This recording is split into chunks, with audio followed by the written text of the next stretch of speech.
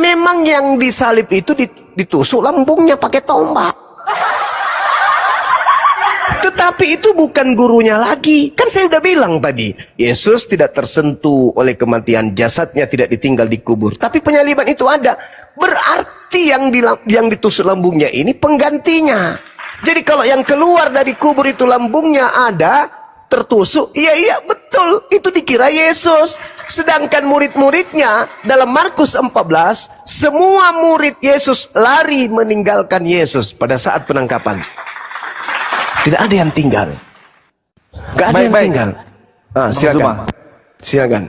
Ya, terjun bebas. Ya, saya tidak pakai terjun payung ini. Kok terjun bebas pula?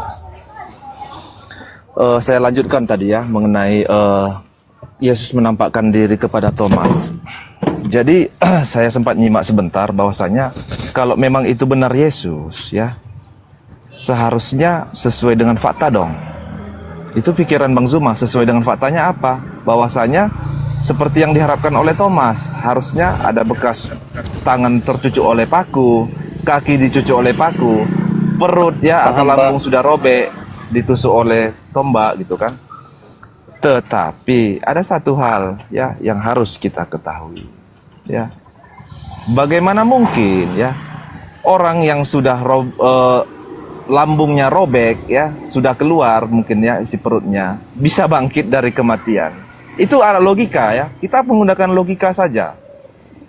Itu tidak akan mungkin. Kalau ada ya silakan tunjukkan. Kalau Anda bilang mungkin ya orang bisa bangkit dari kematian, ataupun orang yang lambungnya perutnya sudah keluar gitu ya, udah robek, bisa bangkit dari kematian, silakan tunjukkan. Nah, jadi memang Matius 24 nomor 24 itu jawabannya. Itu jawabannya tuh. Anda kan minta. Itu jawabannya Matius 24 nomor 24. Dia akan melakukan banyak mukjizat. Sekiranya dengan mukjizat itu dia menyesatkan orang-orang pilihan juga. Tuh. Jangan Anda bantah Bible itu. Yesus sendiri mengatakan, sebab Kristus palsu dan nabi-nabi palsu akan datang dan akan melakukan banyak mukjizat. Jadi kalau hanya gara-gara keluar dari kubur, mayat tadinya bangkit dari ketiga, itu satu Anda baca, Matius 24 nomor 24. Yang kedua Anda baca Matius 12 nomor 38, 9 dan 40. Angkatan jahat ini minta satu tanda. Tandanya apa? Sama seperti Yunus 3 hari 3 malam dalam perut ikan. Hari ketiga keluar dari perut ikan. Begitu juga anak manusia. Hari ketiga keluar dari perut bumi. Ini tanda untuk angkatan jahat. Nah, saya tutup. Bagaimana dengan murid Yesus yang bukan angkatan jahat? Percaya enggak mereka dengan kebangkitan hari ketiga selayaknya angkatan jahat? Tidak. Mana dalilnya? Baca Lukas 24 nomor 9 sampai nomor 12. Endingnya di situ. Angkatan jahat percaya kebangkitan pada hari ketiga. Angkatan yang tidak jahat tidak percaya kebangkitan hari ketiga. Dalilnya Lukas 24 nomor 9 sampai nomor 12. Nah, sekarang kenapa Thomas percaya? Ingat Matius 24 nomor 24. Sekiranya mungkin menyesatkan orang-orang pilihan. Siapa orang pilihan? Baca Yohanes 6 nomor 70. Bukankah aku yang memilih engkau wahai Thomas? Tetapi satu di antaramu adalah iblis, yaitu Yudas. Jadi Thomas ketika mencucukkan tangannya ke lambung Yesus palsu, kalau dia kemudian percaya, berarti tergenapi nubuat 24 nomor 24 dari bab Matius. Dia akan menyesatkan orang-orang pilihan juga. Endingnya di mana? Lukas 24 nomor 9, nomor 10, nomor 11, nomor 12. Wanita-wanita yang datang ke pemakaman hari Minggu pagi itu tidak menemukan kemudian jasad yang dikira Yesus. Mereka kemudian datang melaporkan kepada murid-murid. Apa sanggahan murid-murid? Tidak percaya dan menganggap informasi itu adalah omong kosong belaka. Baca. Kenapa mereka tidak percaya? Karena saudara, pada saat penangkapan mereka tidak hadir. Murid-murid sudah lari. Tidak lagi hadir ketika ditangkap, ketika disiksa, ketika disalib, ketika dikubur. Mereka tidak hadir. Yang hadir pada saat penguburan hanya Maria Magdalena dan juga Nikodemus dan Yusuf Arimatea. Bertiga aja yang meminta kepada Pilatus untuk menurunkan jenazah yang dikira Yesus ini untuk dikuburkan sebelum Sabat. Mereka minta. Lalu apa yang terjadi? Murid-muridnya ketika datang Maria, "Hei, guru kalian hilang loh. Guru kita mayatnya nggak ada dikubur." Murid-muridnya tidak percaya. Kalau murid-murid sudah diajarkan bangkit pada hari ketiga, maka mereka akan mengatakan, "Halilintar, ternyata betul kata guru kita, dia bangkit pada hari ketiga. Buktinya dia sudah ada dikubur." Tapi tidak, sama sekali tidak, karena memang tanda itu hanya diberikan kepada angkatan jahat. Murid-muridnya tidak percaya dan menganggap itu semua hanyalah omong kosong. Nomor 12-nya, meskipun demikian, artinya meskipun mereka tidak percaya, meskipun itu menurut mereka adalah omong kosong, Petrus pagi-pagi sekali menuju ke pemakaman yang dikira Yesus. Apa yang terjadi? Petrus tidak menemukan mayat, yang ditemukan hanya kain kafan. Apa yang ada dalam benak Petrus? Baca. Petrus berkata di dalam hatinya, apa yang sedang terjadi? Andai saja Petrus dan ke-11 murid lain mendapatkan tanda-tanda kebangkitan pada hari ketiga, maka dalam hati Petrus akan tertulis apa? Di dalam hati Petrus mengatakan, "Haleluya, ternyata guru saya betul bangkit hari ketiga sesuai dengan apa yang dikatakan." Tapi apa yang dia katakan? Apa yang sedang terjadi ya? Katanya guru saya ditangkap, katanya guru saya mati, tapi kok mayatnya nggak ada? Apa yang terjadi ya? Artinya mereka tidak mendapatkan simbol angkatan jahat bangkit pada hari ketiga.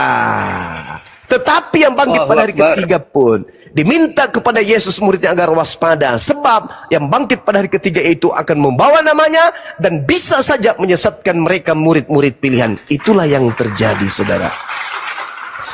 Lahirlah agama saudara, Kristen.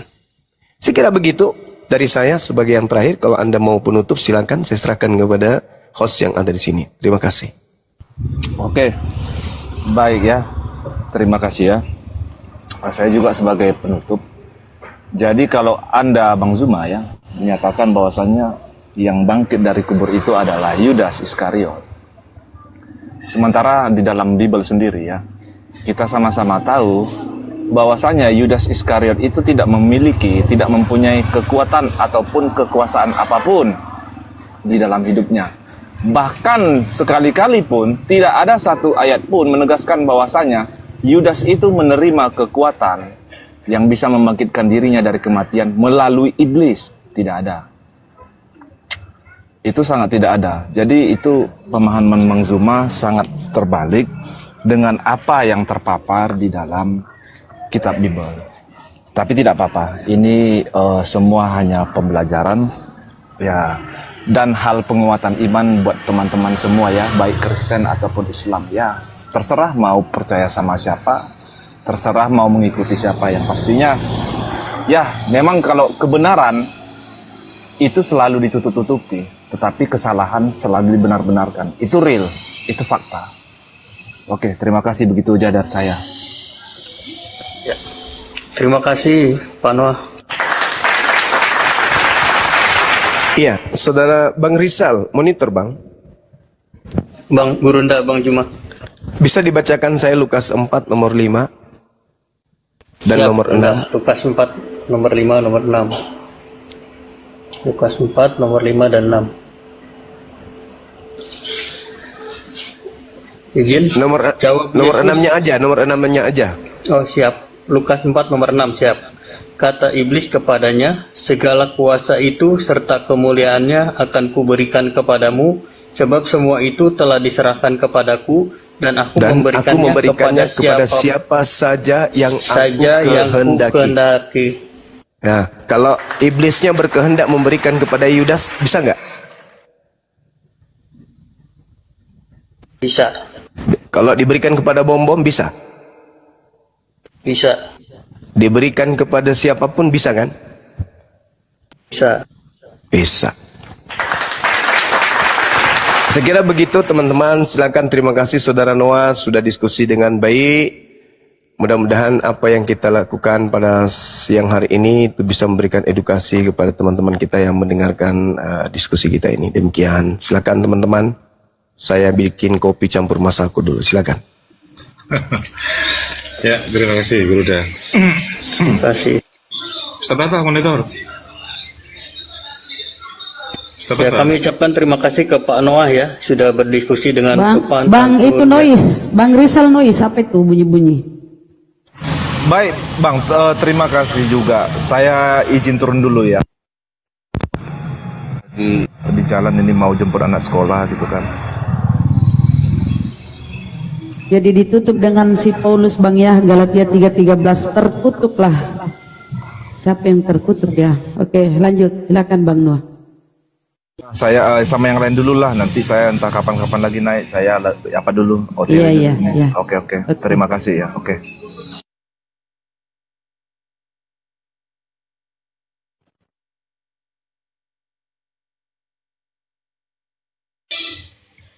Ya, silakan teman-teman ya yang mau berdiskusi, teman-teman Kristen silakan naik, masih ada beberapa slot ini. Teman Kristen yang naik ya, bukan Islam, teman-teman Kristen, karena di atas sudah banyak debater-debater Muslimnya, hingga saya prioritaskan untuk teman-teman Kristen dulu. Silakan teman-teman. John Wong tadi minta naik, silakan. Yang naik teman-teman Kristen, teman-teman ya. Aduh. Ustadz noise.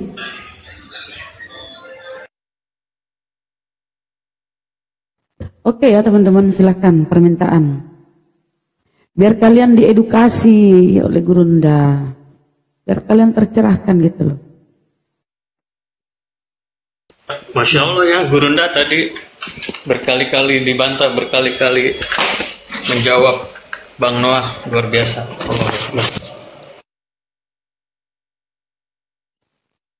Ya minimal Noah tadi nggak congor doang ya. Ya tapi tetap Betul. ngeyel.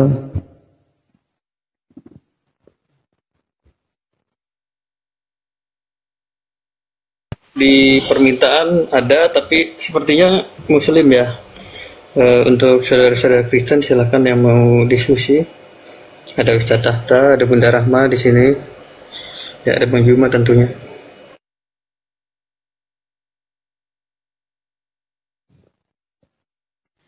Kata iblis, ini Lukas yang terakhir dibaca yang sama Bang Rizal ya. Kata iblis kepadanya, segala kuasa itu serta kemuliaannya akan kuberikan kepadamu. Sebab semuanya itu telah diserahkan kepadaku dan aku memberikannya kepada siapa saja yang kukehendaki.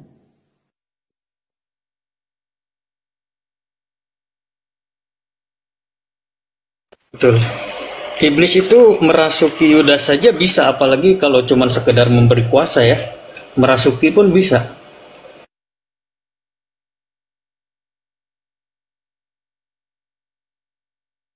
Intinya, orang yang masih hidup aja bisa dirasuki. Apalagi yang sudah mati kan? Yang masih hidup aja bisa melakukan perlawanan. Entah itu kalau di Islam berzikir, menolak, atau baca mantra. Kalau di dalam agama di luar Islam. Apalagi ini cuma sudah terkujur kaku. Apatah lagi hal ini sudah dinubuatkan. Berarti akan terjadi angkatan jahat ini minta satu tanda dan tidak akan diberikan satu tanda apapun. Berarti memang sudah jelas itu apa yang diterangkan oleh Al-Quran tidak sedikit pun meleset.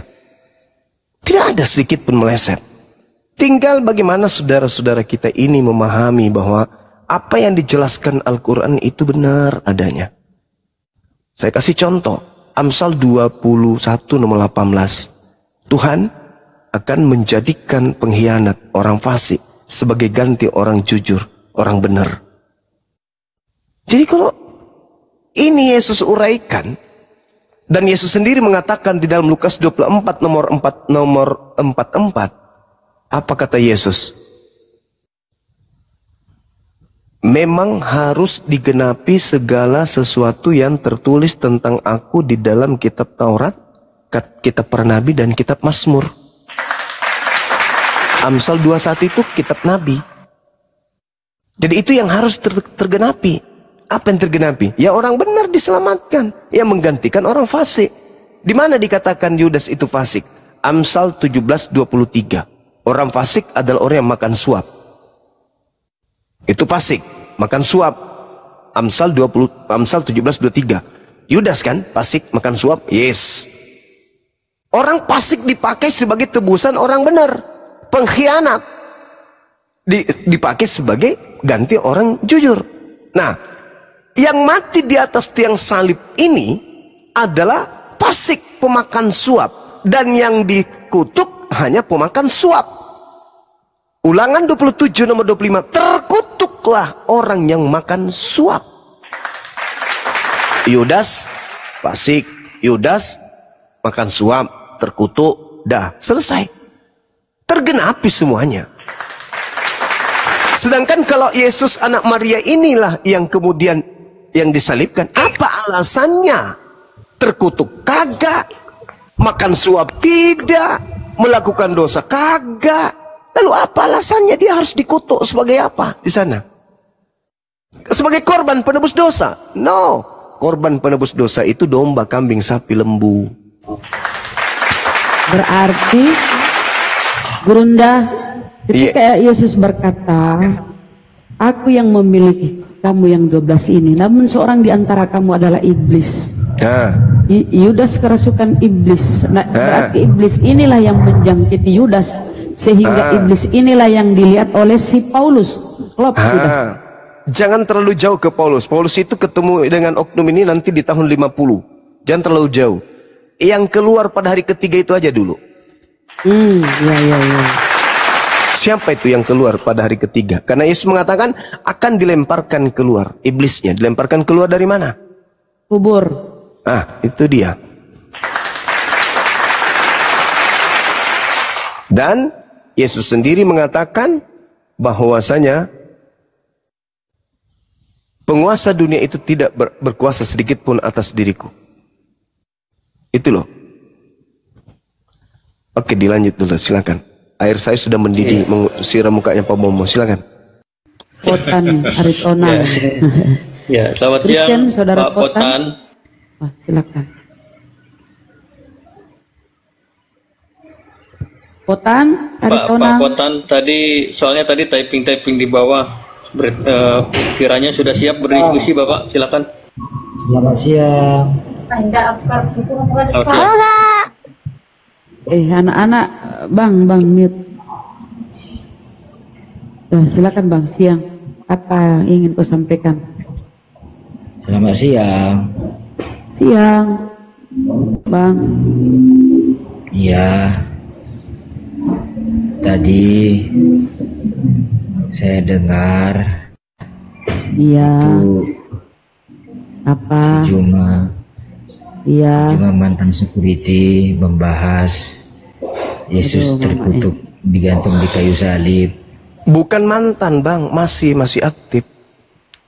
Oh, masih ya? Masih, alhamdulillah. Iya. Jadi memang pembahasan Bang Zuma itu semua berantakan. Nanti dirapikan. Berantakan. Iya. Asal comot sana, comot sini. Iya. Galatia 3:13 dia singgung Gurunda tuh. Terkutuk. Kalau ngomong pakai data lah. Iya. Baca, tampilkan datanya di layar. Oh, gitu. Ya, jangan cuma ngomong doang tapi datanya tak ada. Kalau saya bantu tampilkan di layar, Bapak siap bantah? Nanti Bang Juma sebut ayat, saya tampilkan di layar ya. Bapak bantah ya? Nanti saya akan jelaskan. Iya atau tidak, Pak? Cara iya, Bapak iya atau tidak? Nanti Bang Juma sebut ayat, aku tampilkan, Bapak bantah ya? Ya, bisa. Iya atau tidak? Bisa. Iya ya? Bisa ya. Iya. Iya ya, oke ya. Tapi kalau saya buka data di Quran, tolong juga kalian bantah ya. Iya. Tampilkan juga ya. Kalau Bang Zuma hebat. Iya. Seperti omongan Bang Zuma dulu, berani menantang semua pendeta. Iya pendeta tapi ya, bukan jemaat. Nah, silakan. Aduh, kalau memang Bang Zuma hebat, cobalah masuk gabung ke ruang Bang RK, ke ruang Edis TV. Jangan cuma ini orang cuma berani ngota di kandang sendiri. Begitu juga mereka sebaliknya. Ajaklah sparring, gimana bikin sparring gitu kan. Kamu diskusi atau mau curhat? Kalau cuma ngota di kandang sendiri, ya merasa paling hebat sendiri. Udahlah, di mute aja itu, kita sapa Putri. Curhat aja. Mute aja, mute. Ya siap. Pak Potan, mohon izin Pak Potan, ini ada saran pribadi dari saya untuk Bapak. Bang Juma punya channel YouTube namanya Zulkifli M. Abbas Official. Itu dari kurang lebih 4-5 tahun lalu. Bapak bisa cari. Sebentar. Bapak diam dulu, saya ngomong dulu. Bapak bisa cari mau Bang Juma yang datang ke room Kristen, mau Bang Juma head to head 1 lawan 1, mau Bang Juma dikeroyok, semua edisi ada di situ Pak. Tapi nggak ada satupun yang bisa mengalahkan beliau, insya Allah. Ya Pak ya, saran saya itu ya Pak. Oke ya. Ya Bapak tunggu di bawah ya. Oke, terima kasih. Ya silakan Pak Julian, selamat siang.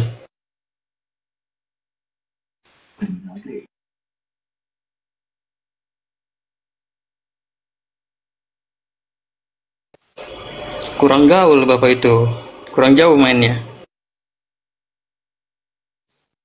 Gak ada lain andalannya apa? Pendetamu kek yang hebat-hebat. Lanjut. Kita naikkan lagi.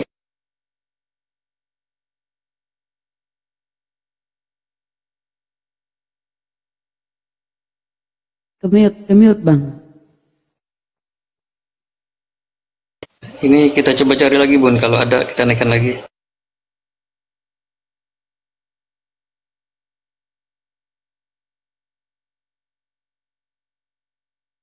Kula Papa, selamat siang. Ini kok maksa naik. Waduh. Yang naik yang Kristen ya teman-teman ya. Ini Muslim ya. Apa?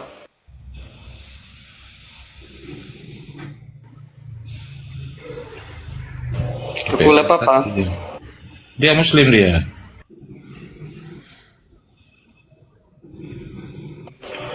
Nggak merespon juga ya. Mohon izin ya Bang.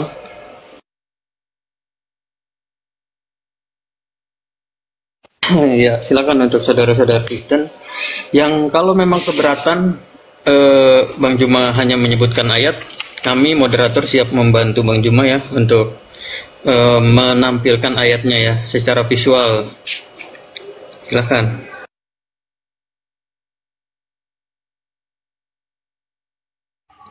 Ini akulah Papa maksa lagi naik ini. Coba dikasih dulu mau ngomong apa barangkali. Iya, saya sudah saring. Komentar-komentarnya itu Islam dia. Masalahnya, ketika naik ke atas waduh, nggak ngomong.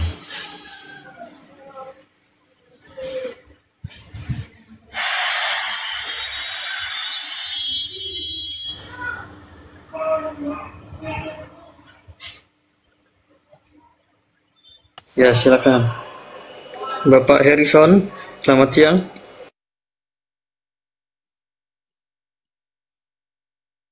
Selamat siang Pak Harrison.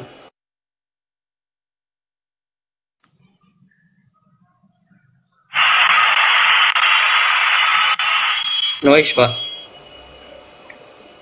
Pak Harrison. Muslim ya, waalaikumsalam. Silakan Pak. Muslim nyimak aja Bang. Ya, terima kasih. Ya, makasih. Assalamualaikum.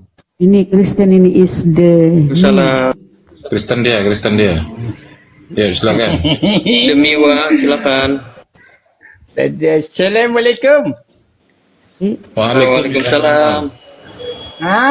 Gimana salah? Harusnya jawabnya kalian assalamualaikum. Assalamualaikum. Saya sudah jawab waalaikum ya ahlan nar. Sudah dah. Ya. Ya itu yang nggak bisa, yang nggak paham tentang agamanya sendiri, direvisi dulu itu ya. Oke. Cuma iya. tadi bilang Silakan, Pak. kalau dia pernah dikeroyok, itu dalam imajinasi atau di mana itu? Pernah dikeroyok menang gitu? Bilang saya, Pak. Jangan bilang saya. Rizal 2. Oh gitu. Bapak kalau nggak Itu percaya, dalam imajinasi atau di mana Pak? Oh ya, oke. Ini ya Pak ya. Oh, gitu. Bapak kalau nggak Gimana, percaya bisa lihat di channel Zulkifli M. Abbas Official di YouTube. Oke? Ada lagi yang mau Bapak sampaikan? Nggak ada. Nggak ada sama sekali. Nggak ada apa, Pak? Gitu. Menurut Nggak ada kenapa ya, dia Pak? Emang nggak ada, stres Pak? ya? Oke. Panasan. Iyo, nggak jelas. Stres dia. Anak baby, anak baby. Turun dah live. Mute, mute. Anak baby. Astagfirullahaladzim.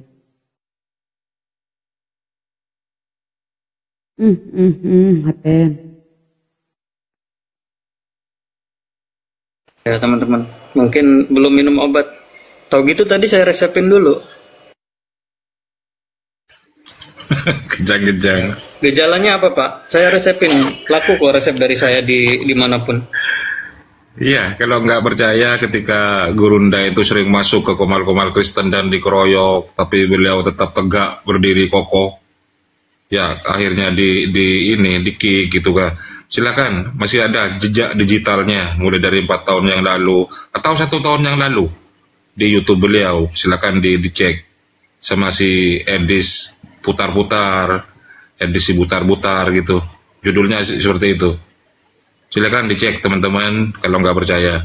Edis tuh nggak ada ilmunya dia.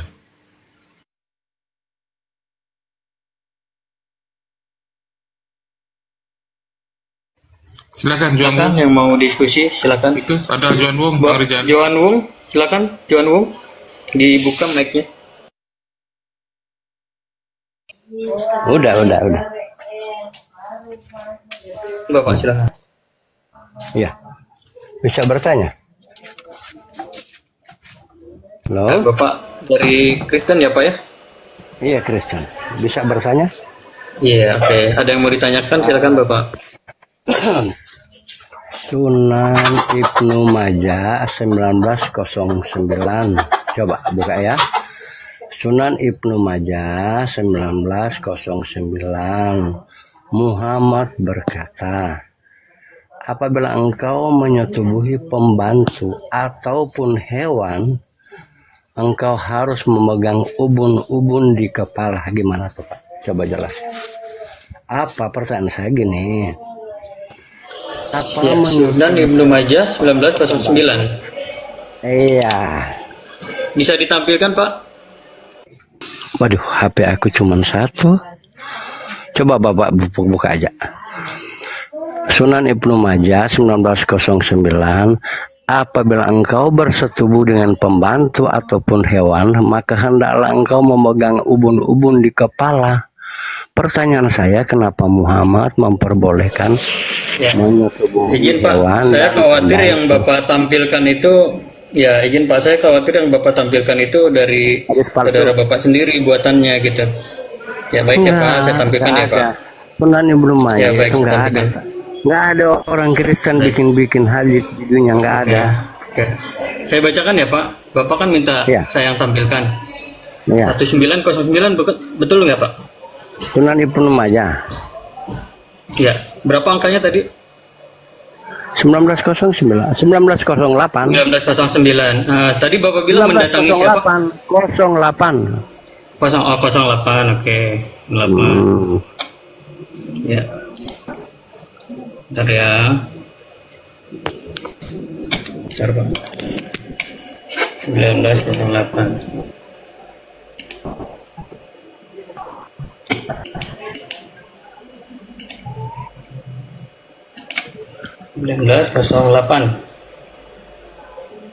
Iya. Ya. Ini Pak, betul 1908? Iya, coba buka. Iya. dari Nabi Shallallahu Alaihi Wasallam apabila salah seorang dari kalian hendak mengambil manfaat dari istri Pak di sini Pak. Iya, terus lanjutkan dulu. Iya, dari istri Pak. Jangan Tadi Bapak bilang apa? Jangan potong-potong, Bapak nggak sebut lanjut. istrinya di sini. Enggak, kenapa Iya, istrinya nggak disebut maksud saya gitu? Atau dulu, pembantu jangan atau hewan hendaklah ia memegang ubun-ubun sambil mengucapkan Allahumma ini. Ya.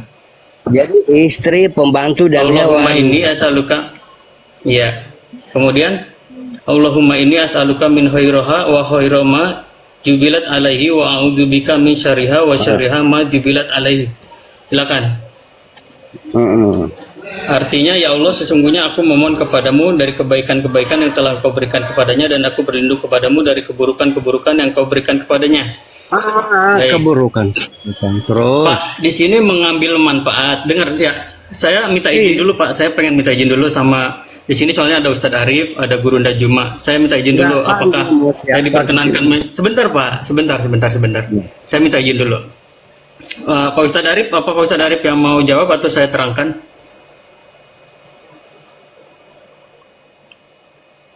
Pak Ustadz Arif, Guru Nda Juma. Ya baik, Pak. Di dalam hadis ini, karena tidak ada jawaban ya, di dalam hadis ini mengambil manfaat itu dari istri itu perihal bersetubuh Pak. Ya. Nah kemudian perihal pembantunya tidak disebutkan bersetubuh Pak di sini ya. Ya, manfaat dari istri kan ya hubungan badan ya, yang kita sama-sama tahu lah. Ya, manfaat dari pembantu itu ada juga. Nah, kemudian apa manfaat yang diambil dari hewan ini? Ya dipotong, Pak. Nah, ini pada saat mau potong hewan doanya ini juga. Ya, hewan itu kan bisa kita bisa kita makan. Nah, sebelum disembelih itu doa juga dengan doa ini, Pak. Seperti itu jawaban dari saya. Mungkin nanti bisa ditambahkan oleh Ustadz Arif apabila sudah bisa monitor. Ustadz Arif. Ustadz Arif. Ya, saya kira itu jawaban dari saya, Pak, mengenai hadis ini. Ada lagi yang mau Bapak tanyakan? Saya izin dulu ya, teman-teman, saya nggak ada bermaksud lancang ya. Silakan Pak Johan, dibuka mic-nya. Keberatannya di sini tidak disebut kata istri.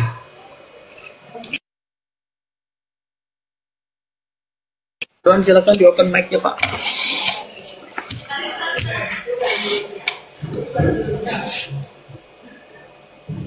Pak Johan, dibuka mic-nya Pak.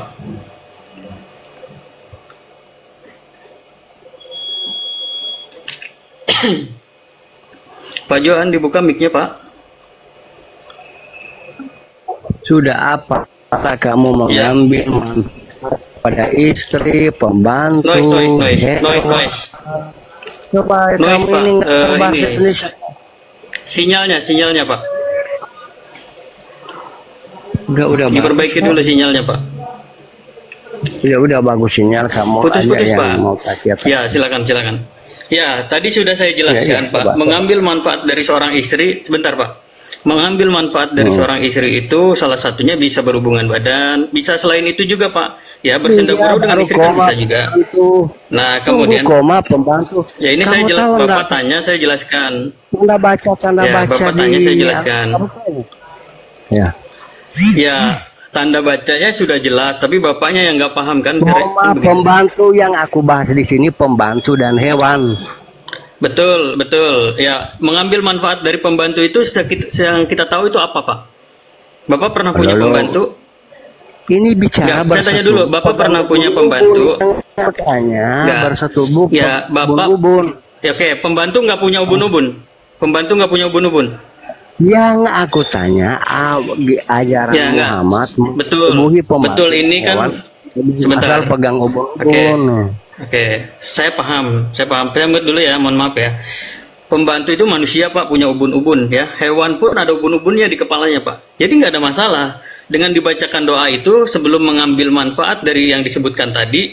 Dibacakan doa dulu. Ya kalau seumpamanya pembantu, ya manfaatnya apa sih? Kalau Bapak belum punya pembantu, ya saya kasih tahu manfaat pembantu itu ya kita bisa ya suruh kerja ini itu gitu ya. Yang ini aja lah istilahnya yang kita tahu gitu ya pada umumnya. Nah, kalau manfaat dari hewan ini kan bisa disembelih Pak untuk dimakan dagingnya yang halal. Seperti itu ya Pak ya. Saya kira itu Pak, sudah saya jelaskan, ini yang kedua kalinya. Apa sudah cukup jelas atau harus dijelaskan sekali lagi? Boleh saya nanti bertanya balik ya, kalau Bapak belum puas dengan jawaban yang ini, saya ulang satu kali lagi, tapi saya akan bertanya balik setelah itu. Silakan di open mic-nya Pak.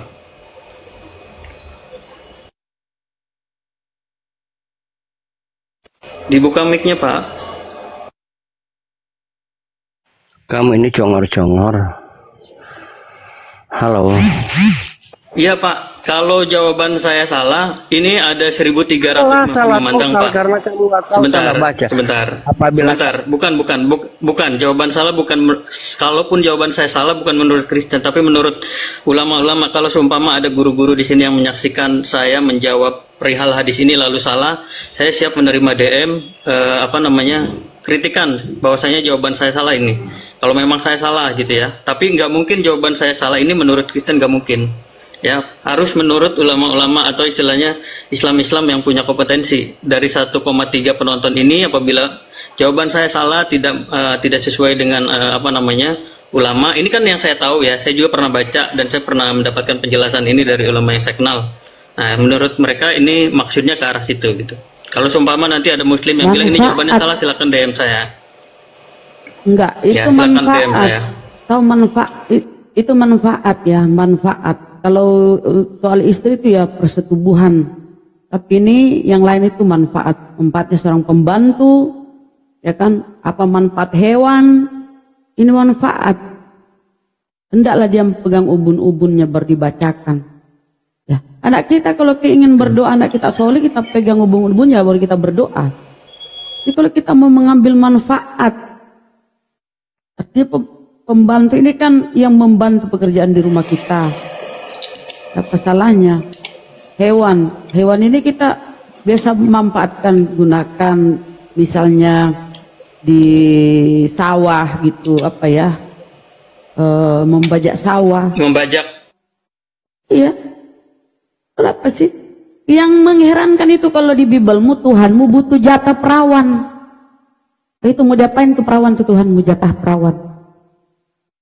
Ayo. Bunuhlah segala yang sudah bersuami, yang tidak perawan lagi disuruh bunuh. Disuruh matikan semua. Bunuh segala yang bernyawa, yang perawan sisain. Perawan jangan dibunuh. Kenapa Tuhan memerintahkan perawan jangan dibunuh? Ternyata dia minta jatah. Gurunda Juma sudah kembali. Silakan Iya, Gurunda. Bang Juma. Halo. Ya, silakan Bang Juma. Maaf tadi aku menjawab. Ya, apa? Tadi ada tamu, ada yang bertanya atau apa? Ya, tanya soal hadis Gurunda tadi. Beliau nanya soal hadis. Yang bertanya Yang siapa? mengambil manfaat. Ini Joan. Oh, Oten. Iya. Hadis yang mana itu? Dia? Yang mana? Tadi Hadis Ibnu Majah ya, Pak, ya? 1908. Mengambil manfaat Ya. dari istri, dari pembantu dan dari hewan. Kok dibacakan doa di ubun-ubun? Sepertinya beliau menganggap hadis itu ya semuanya untuk bersetubuh, Gurunda. Waduh. Sepertinya gitu. Saya bisa tampilkan sebentar lagi. Mati meja. Nggak bisa, maksudnya itu mengambil manfaat. Allahumma inni as'aluka min khairiha wa khairi ma jubilat alaihi wa a'udzubika min syarriha wa syarri ma biha alaihi. Itu kan? Oh, betul, Gurunda, betul. Nah, Masya Allah. Di situ tidak ada kata bersetubuh.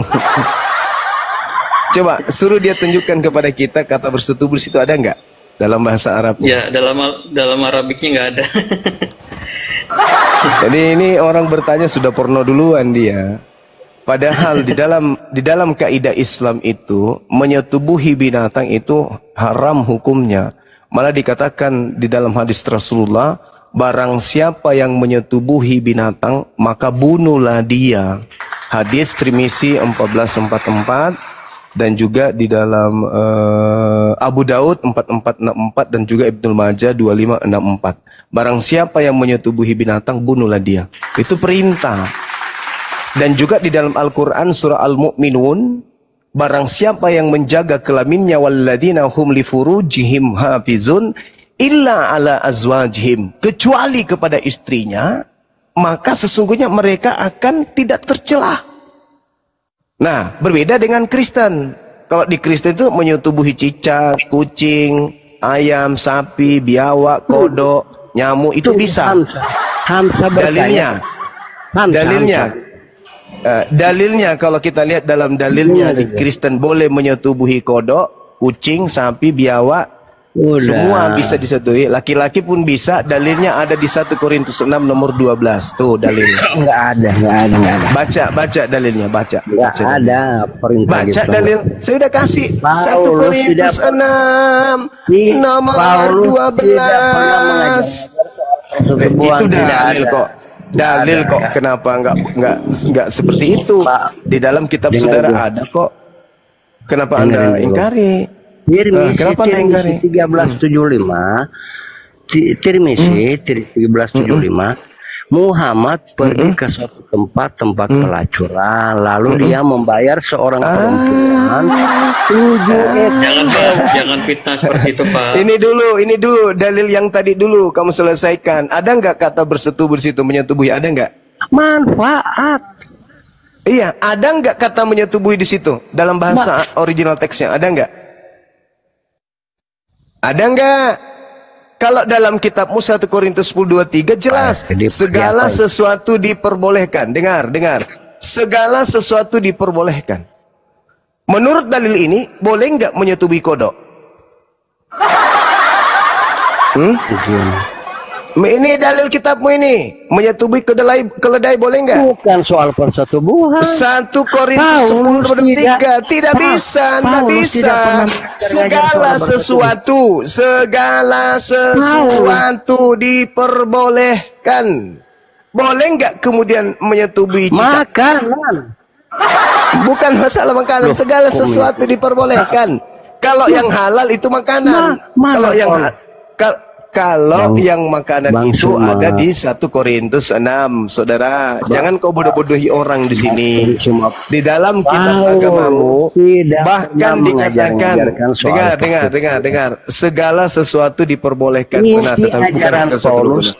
1 Korintus 10:23 dalilnya ada, segala sesuatu diperbolehkan. Korintus itu surat Paulus nggak ada Paulus gitu. 1 Korintus 10:23 itu dalilnya. Itu surat Paulus. Segala sesuatu diperbolehkan. Itu rasulmu kan yang mengajarkan itu. Lanjut. Itu. Diperbolehkan. Tetapi bukan segala sesuatu berguna. Segala sesuatu diperbolehkan. Benar, tetapi bukan segala sesuatu membangun. Jadi dalam Kristen itu segala sesuatu boleh. Main-main potong ayat kok. Loh, itu dalil. Dalil itu mau diapakan lagi? Dalil.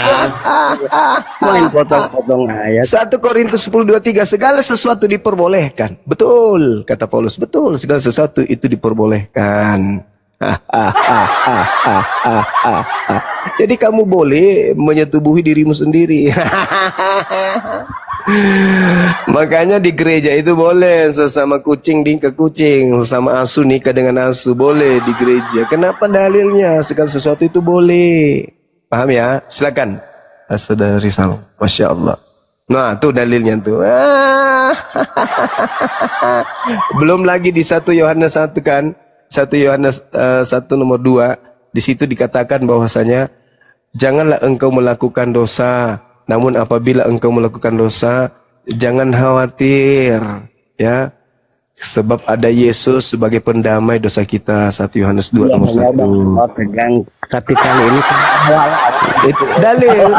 Anak-anakku, hal-hal ini kutuliskan kepadamu supaya kamu jangan berbuat dosa. Namun jika seorang berbuat dosa, kita mempunyai seorang pengantara pada Bapa, yaitu Yesus Kristus. Jadi boleh. Segala sesuatu boleh, itu berlaku loh. 1 Korintus 10:23, makanya boleh. Sekarang saya mau tanya samamu. Ini pertanyaan. Anda kan udah bertanya, saya mau tanya. Apa yang haram di agama Kristen? Silakan. Nggak ada. Ya, bagus. Untuk makanan nggak ada. Kalau untuk makanan nggak ada.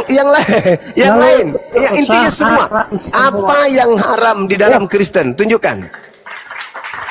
Apa yang haram? Kalau tunggu yang moral ini yang moral, yang haram itu Iya, jangan membunuh. apapun itu dalam agamamu yang haram itu apa? Haram semua. Di mana dalilnya jangan mencuri? Coba. Di mana dalilnya jangan mencuri? Di mana dalilnya jangan mencuri? Loh di Keluaran 20 ada. Itu kitabnya Yahudi yang saya tanya di agamamu. Ya. Itu kitabnya Yahudi. Itu di kitabnya Yahudi. Itu bukan kitabmu. Yang saya tanya di kitabmu, di kitabmu. Ya bagus. Matius. Matius berapa? 37 sampai Matius berapa? 22. Matius berapa? 22 Matius 22. ayat 37 sampai 40. Sampai 40. Dia Yesus Oke, baik, kita baca. Kasihilah Tuhanmu. Dan kasihilah Mana di situ sesama jangan mencuri? manusia. Kedua hukum Mana ini di situ terletak jangan mencuri? tergantung Mana, seluruh hukum mana? Taurat. Terus dengar Iya, dulu. tapi Dan kedua hukum ini sayangnya hukum Taurat ini itu sudah batal semua tuh. Baca di Efesus 2 nomor 15, dengan matinya Yesus maka dia telah membatalkan hukum Taurat beserta segala ketetapan yang ada di dalamnya. Jadi nggak ada lagi ajaran kasih, ajaran haram itu nggak ada. Efesus 2 nomor 15. Efesus 5, Efesus 2 nomor 15 tidak ada di situ moral, tidak ada di situ, nggak ada. Semua hukum Taurat yang ketetapan di dalamnya batal semua. Jadi kamu boleh seperti hewan.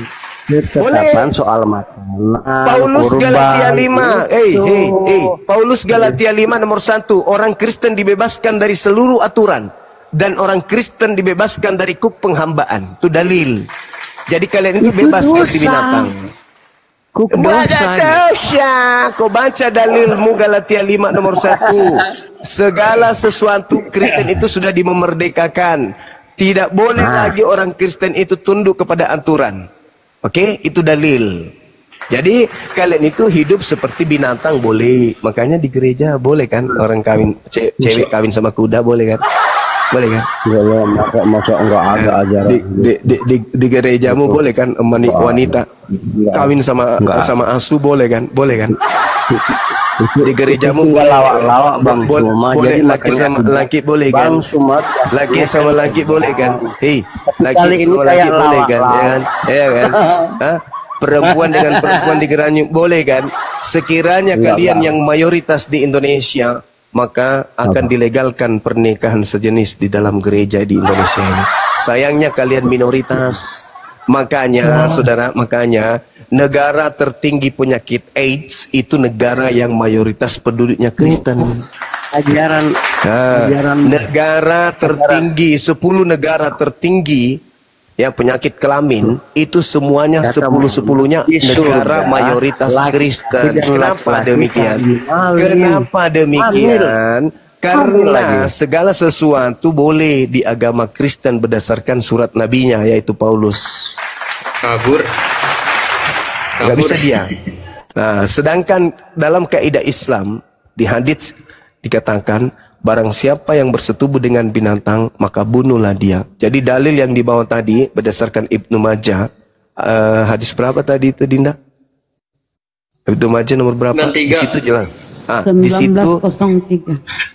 1908 kalau nggak salah. Pemanfaatan itu pemanfaatan istri. Di situ tidak ada sama sekali kata bersetubuh. Jadi terhadap istri. Tolong dikoreksi Ustaz Arif, Guru Najuma, barangkali jawaban saya salah tadi.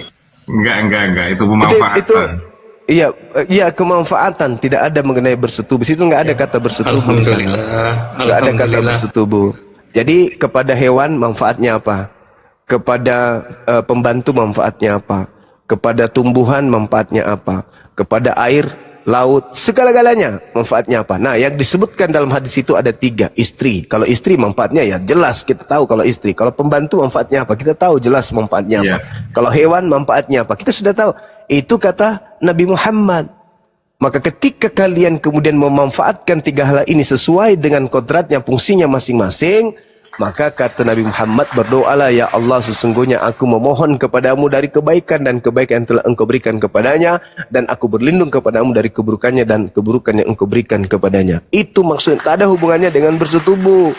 Berbeda dengan yang 1 Korintus tadi. Jelas di situ. Tak ada sesuatu pun yang haram, semuanya dibolehkan.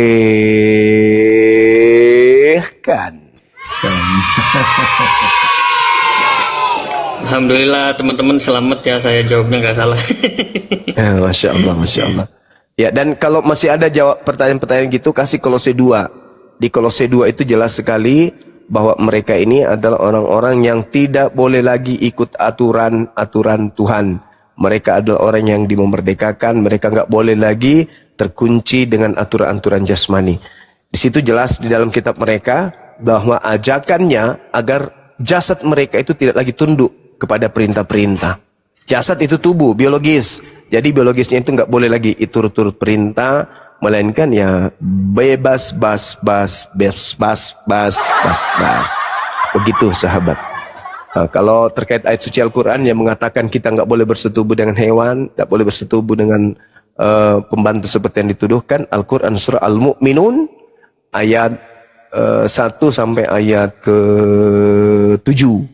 Ya, di situ Allah mengatakan bahwasanya barang siapa yang menyetubuhi selain daripada istrinya, maka mereka itulah orang-orang yang melampaui batas. Orang melampaui batas, tempatnya di mana? Di neraka. Kalau di dalam agamanya Joan, di agamanya Joan itu semuanya boleh. Menyetubuhi kucing, ayam, cicak, kodok, keledai, kedelai, jerapah, buaya, kambing, sapi. Nah, itu bisa berdasarkan dalil kitab mereka sendiri yang mengatakan segala sesuatu boleh. Dan jelas dikatakan pula dalam Kolose 2, jangan lagi kamu membiarkan hukum dan baik mengenai makanan hari raya baru dan semuanya. Intinya, Paulus mengajarkan untuk membebaskan jasadnya Kristen dari segala sesuatu. Galatia 5 nomor 1, nomor 2, nomor 3, dan seterusnya. Hukum-hukum Tuhan menurut Paulus itu adalah sampah di Filipi 3, ya. Hukum Tuhan itu adalah sampah. Bahkan Paulus mengatakan di mana dosa bertambah banyak, di situ karunia semakin melimpah. Aduh, Joan. Bang Juma, boleh ya. Saya izin tadi Joan ini ada utang saya harus nanya ke dia satu kali. Oh, silakan. Karena saya udah jawab dia, ya. Ya, saya salam dulu ke Bang Ian. Assalamualaikum, selamat datang. Pak Joan, ini giliran saya bertanya, Pak Joan. Ya, Pak Joan izin ya, tolong disimak pertanyaan saya, Pak Joan. Pak Joan, di dalam Yohanes 11 nomor 43 sampai dengan 44 itu Yesus berdoa kepada Tuhannya untuk membangkitkan atau menghidupkan kembali Lazarus. Nah, berdoa nih, Yesus kan berdoa ya. Kemudian di dalam Kisah Para Rasul 9 nomor 40, Petrus berdoa kepada Tuhannya untuk menghidupkan kembali Tabita. Nah, di dalam Kisah Para Rasul 20 nomor 9 dan nomor 10, Petrus menghidupkan Etikus. Ya, Etikus ini mati, jatuh dari lantai 3 kurang lebih seperti itu ceritanya ke bawah karena ketiduran. Terlalu lama mendengarkan ceramahnya Paulus. Jatuh dari lantai 3 ke bawah, kemudian Paulus datang turun ke bawah, Etikus kemudian hidup kembali. Nah, Paulus ini menghidupkan kembali Etikus tanpa berdoa. Pertanyaan saya kepada Pak Joan, dari mana kekuatan atau mukjizat yang diperoleh oleh Paulus itu? Sehingga bisa menghidupkan kembali Etikus tanpa berdoa. Yesus menghidupkan kembali Lazarus, berdoa dulu dia. Petrus menghidupkan Tabita, berdoa dulu dia kepada Tuhannya. Baik Yesus maupun Petrus berdoa dulu tuh sebelum menghidupkan kembali. Paulus ini menghidupkan kembali Etikus tanpa berdoa. Kekuatannya ini dari mana dia peroleh? Silakan Pak Joan. Tunggu. Pada waktu kamu di samping Paulus dia nggak berdoa? Ada ayatnya Pak. Mau saya bacakan? Halo. Saya bacakan. Saudara Rizal, saya bantu Saudara Joan. Maaf, saya bantu Saudara Joan. Jawabannya ada di 2 Korintus 12 nomor 7. Karena di dalam diri Paulus itu ada iblis.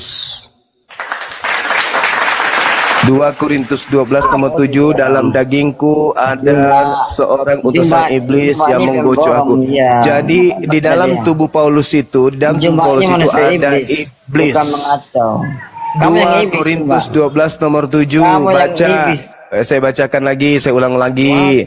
Dan supaya aku jangan meninggikan diri, karena penyampaian luar biasa itu.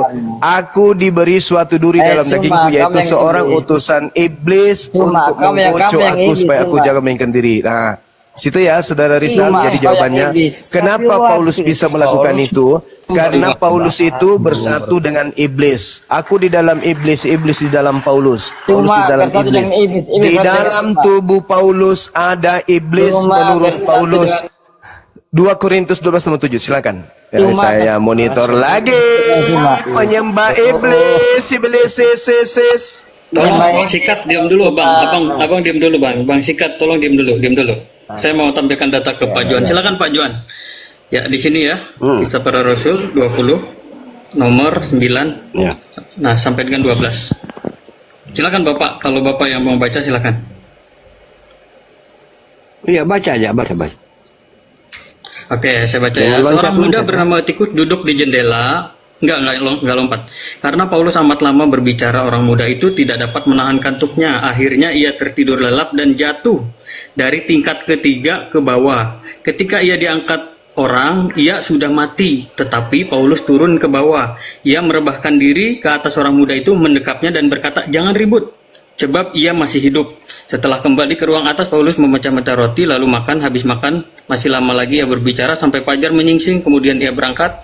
Sementara itu mereka mengantarkan orang muda itu hidup ke rumahnya dan mereka semua merasa sangat terhibur. Nah, nggak ada Paulus berdoa dulu, Pak. Nah, pertanyaan saya, kekuatan dari mana Paulus? Nah, kalau Yesus kan berdoa dulu kepada Tuhannya, ya. Petrus berdoa dulu kepada Tuhannya. Nah, ini si Paulus ini dapat kekuatan menghidupkan orang mati dari mana? Dari Dengar dulu. dari Yesus lah. Kata Paulus, dengar dulu. Aku menyertai engkau. Jadi Paulus itu dia Di mana, Pak? Di mana ayatnya, di mana? Jawaban Bapak ayatnya banyak di di Kisah Para Rasul. Ada. Kan satu aja jangan banyak, Pak. Bapak kan minta saya tampilkan data. Bapak sekarang tampilkan data. Satu aja, Pak, jangan banyak, satu aja. Kisah Para Rasul 9 ada. Ya, silakan tampilkan datanya, Pak. Tampilkan. Loh, Kisah Para, cuma HP aku cuma satu HP-nya. Enggak, ini Pak, ini Paulus tidak berdoa dulu. Bapak paham nggak pertanyaan saya? Iya, paham. Nah, dia dapat kekuatan itu dari mana? Yesus saja yang Bapak Tuhan kan itu harus berdoa dulu baru bisa menghidupkan kembali Lazarus. Nah, Petrus nih murid yang disayang sama Yesus, sehebat-hebatnya dia masih berdoa dulu, Pak. Nah, ini si Paulus ini nggak berdoa, Pak. Dia Ngalahin Yesus Paulus dia. dapat kekuatan dari Yesus, main dari lu. Ya, lebih hebat Paulus daripada Yesus, Pak. Membangkitkan Lazarus, menghidupkan Lazarus, Yesus masih harus berdoa dulu. Nah, si Paulus malah nggak berdoa ini, Pak. Silakan. Ini Paulus selalu disertai Yesus. Selalu di mana di penjara Filipi gitu, di mana-mana lah, di mana-mana gitu. Pak, Terus ada pertanyaannya pertanyaan dari lagi. mana Paulus mendapatkan kekuatan untuk menghidupkan kembali Etikus? Pertanyaannya itu. Ya, Paulus ini selalu disertai dengan kudus. Nah gitu. Pergilah. Ini perjanjian Yesus sewaktu dia naik. Berarti Yesus tidak disertai. Sebentar. Oke, sebentar. Tadi Bapak bilang, sebentar. Tadi Anda bilang Paulus ini selalu disertai oleh Roh Kudus sehingga dia bisa menghidupkan kembali Etikus tanpa berdoa. Berarti Yesus ini nggak disertai Roh Kudus sehingga dia pada saat mau membangkitkan Lazarus harus berdoa dulu. Ya, berarti Paulus ini nggak disertai oleh Roh Kudus. Ya, siapa namanya? Yesus dan juga Petrus. Dia nggak disertai Roh Kudus, nggak?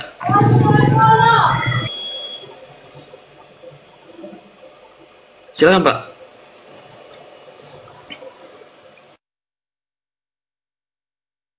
Buka mic-nya dibuka. Roh Kudus itu Yesus itu sendiri, gimana ia disertai dengan Roh Kudus, sedangkan Roh Kudus Oh iya, itu di mana adalah Yesus. ayatnya Yesus adalah Roh Kudus itu sendiri? Loh, di Yohanes 14 ada. Silakan tampilkan ayatnya. Loh. Roh penghibur Guru Dajuma, kembali ke Guru Dajuma. dalam namaku. Roh Kudus dalam namaku, berarti Roh Kudus itu namanya Yesus sendiri. Ayatnya, Pak, ayatnya. Loh, aku lihat ayat lagi, ribet banget. Aku buka-buka lagi. Oh Pokoknya iya Yohanes dong, 14. harus, nggak bisa, harus ayatnya. Tentang roh penghibur.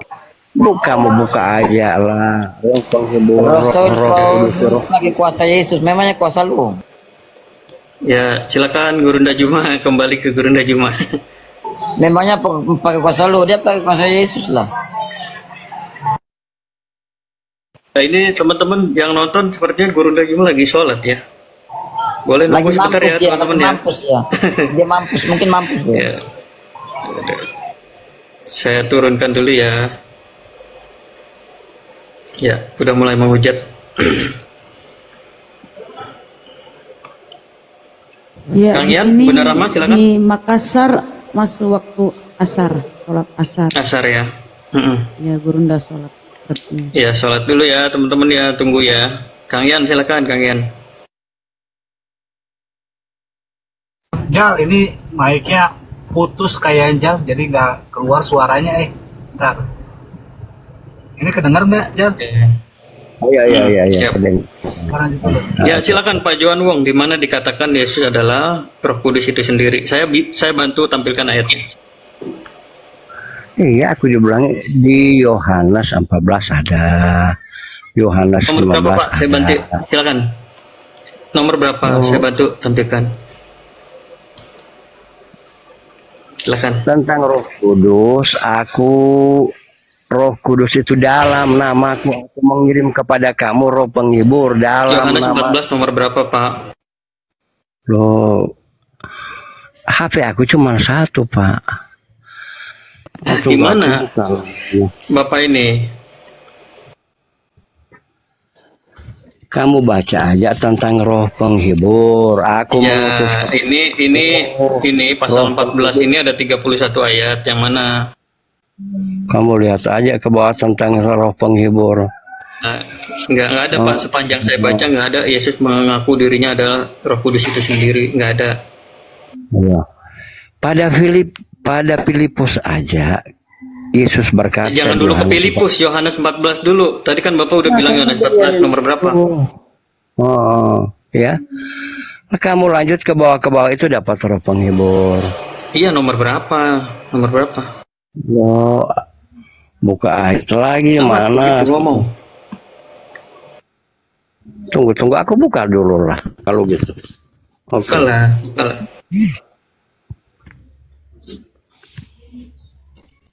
Dikit. Tadi kamu bawa Ibnu Majah aja saya yang bukain. Masa ini juga saya yang bukain? Kitab kamu loh. Iyalah, fitnah besar itu Johan Wong itu memang orang-orang kafir dari dulu memang subhannya seperti itu. Jadi istilah apa bersetubuh itu malah diletakkan dalam kurungnya itu sebelum kata istri. Jadi seolah-olah bersetubuh dengan istri, dengan hewan, dengan budak. Padahal di situ kata bersetubuh itu diletakkan sesudah. Jadi dalam kurung. Istri. Iya, sesudah kata istri. Tetapi memang orang-orang kafir itu mengubah hadis. Jadi di sini berbicara tentang kebermanfaatan untuk teman-teman yang ada di bawah ya.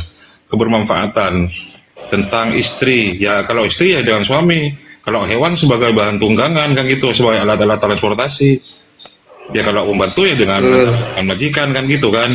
Nah itu ketika itu maka kemudian Rasulullah itu menganjurkan untuk berdoa sambil memegang ubun-ubunnya kan gitu kan. Kalau hewan ya sebagai bahan tunggangan, alat-alat transportasi. Tetapi di sini di hadis ini oleh kafir laknatullah itu dalam kurungnya dirubah, diletakkan di sebelum kata istri, seolah-olah bersetubuh istri, hewan dan pembantu.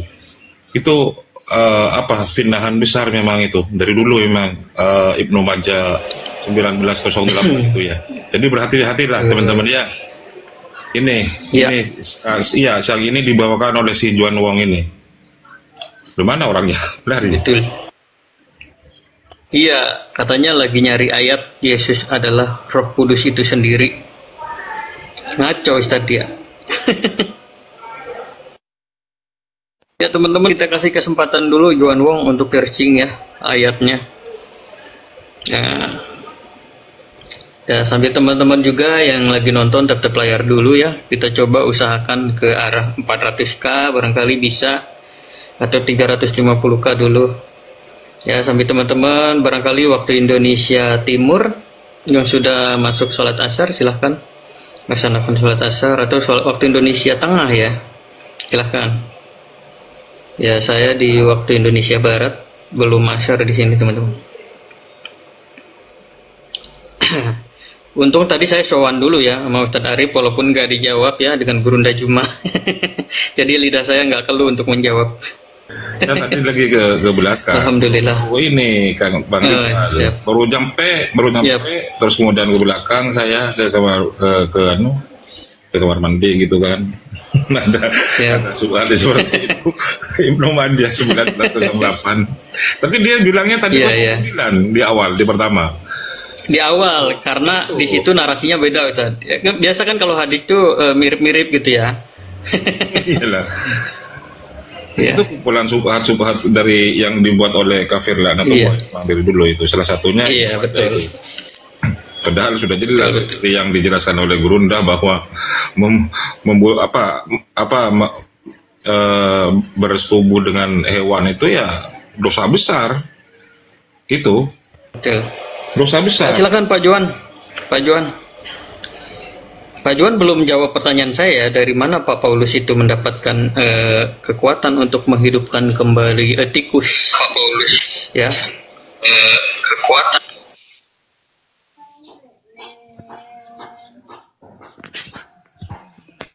Yesus menghidupkan Lazarus, berdoa dulu ya. Ya, dari mana Pak? Di dalam ayat sebentar.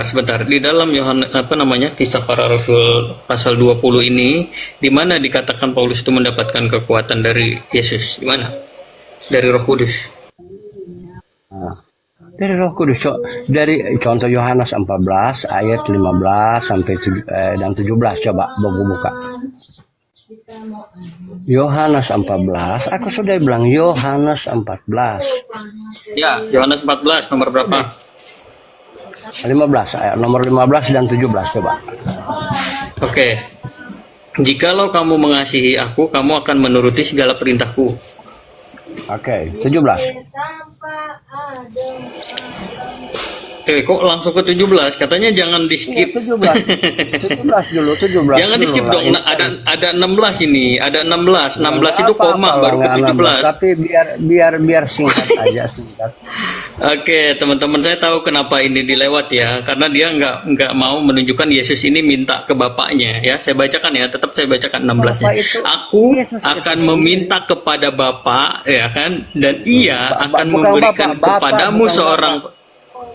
Jangan Bapak, bukan Bapak. Saya tunjukkan ya. Bapak. Bedakan Bapak dan Bapak. Saya nggak pakai K loh. Saya nggak pakai K loh. Oh, tadi pakai K. Saya nggak pakai K. Enggak. Coba ulangi supaya nggak pakai K. Jangan pakai K ya. Nah ya, teman-teman lihat ya. Nih, lihat dia kenapa dia nggak mau baca yang 16-nya, lihat di sini teman-teman. Aku baca. Lihat ya. Ya, aku akan minta ya. Jadi Tuhannya Pak Johan Wung ini akan minta ke Tuhan yang lain. Lihat, aku akan minta kepada Bapa. Ya, dan Ia akan memberikan kepadamu. Dengar. Bapak, Anda ini budak apa gimana? Kamu Bapak, ini Bapak, nggak pakai K. Ini nggak pakai K, saya nyebutnya nggak pakai K. Ngapain diributkan? Coba kamu. Aku akan meminta kepada Bapak. Kuping Anda ya. Bapak. Ya ampun teman-teman. Coba yang lain. Coba. Oke, patera. Ini bahasa Yunaninya patera. Aku akan meminta kepada patera, dan Ia akan memberikan kepadamu seorang penolong yang lain, supaya Ia menyertai kamu selama-lamanya. Ya. Oke. Jadi Yesus meminta Yesus. Yesus meminta Yesus. Tar dulu. Yesus meminta Yesus. Sebentar dulu. Yesus meminta dikirimkan Yesus. 17. Sebentar, baca 17, yang 17 tadi. Yang 17 kamu nggak baca. 17, ayo. 17. Jangan lewati.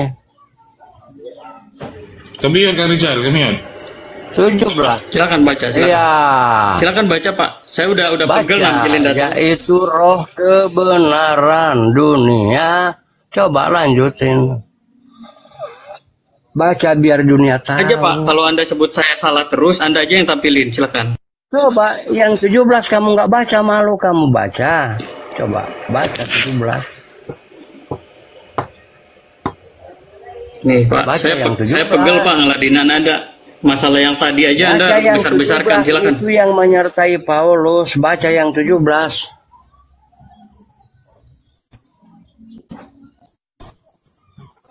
Baca aja biar dunia tahu itu yang menyertai Paulus. Silakan baca Pak, saya udah bantu tampilkan data. Saya juga yang harus baca. Gimana Anda ini?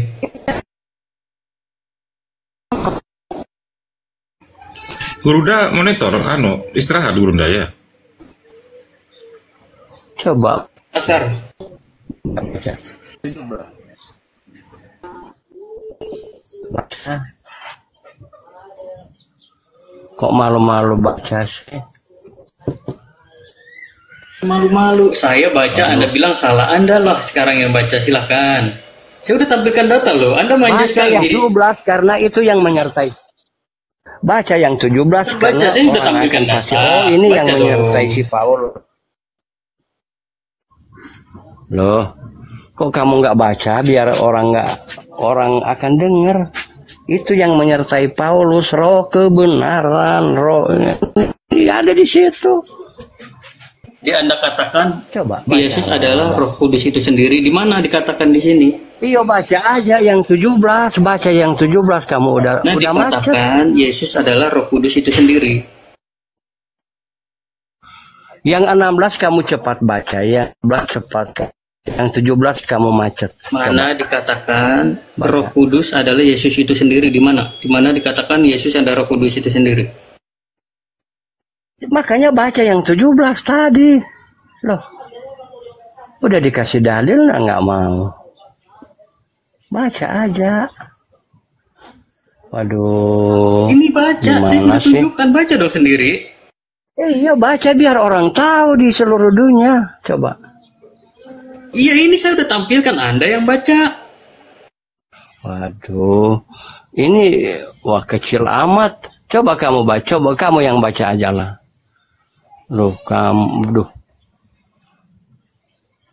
waduh, kecil amat. Aku akan Baca. Aku akan minta ke. Ada yang 17. Itu udah dibaca yang 16. Yang 17 itu. Aku minta. Itu 17. Lo 16. Yang 17 tadi ke bawah. Ke bawahin.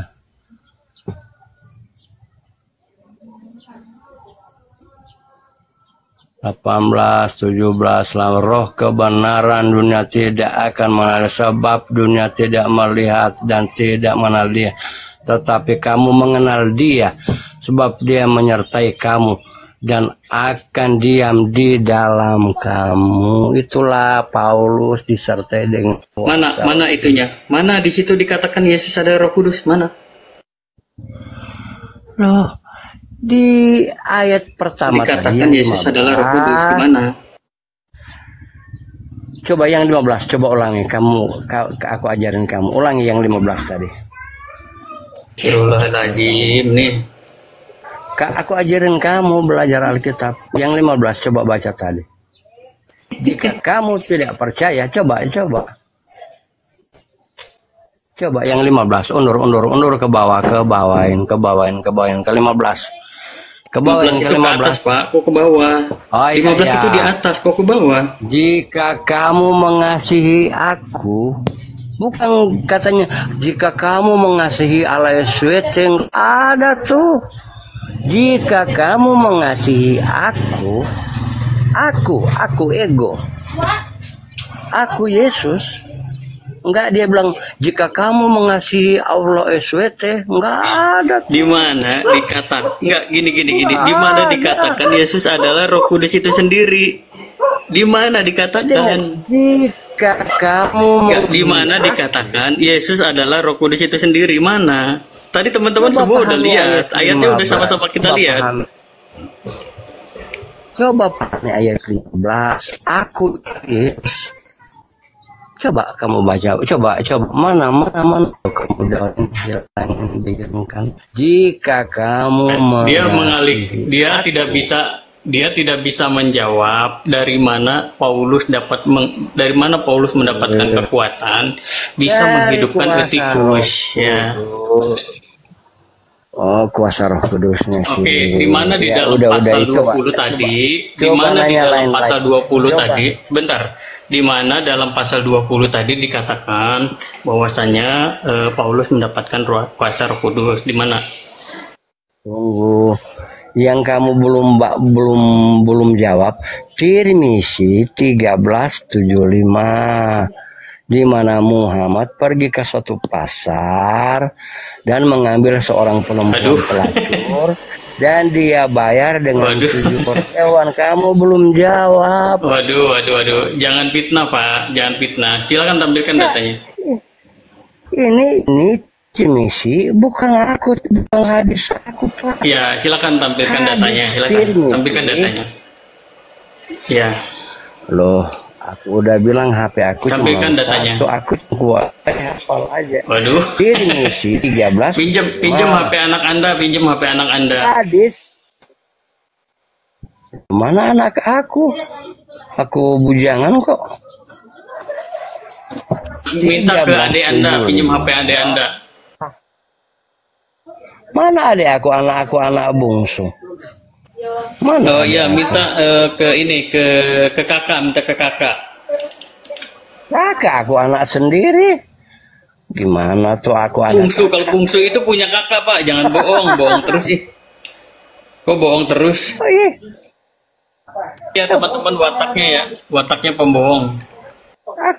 Aku anak sendiri, gimana ada bilang kakak, anak ada bungsu. adik? Dia bilang anak bungsu. Iya, nggak ada karena nggak ada kakak, nggak ada adik.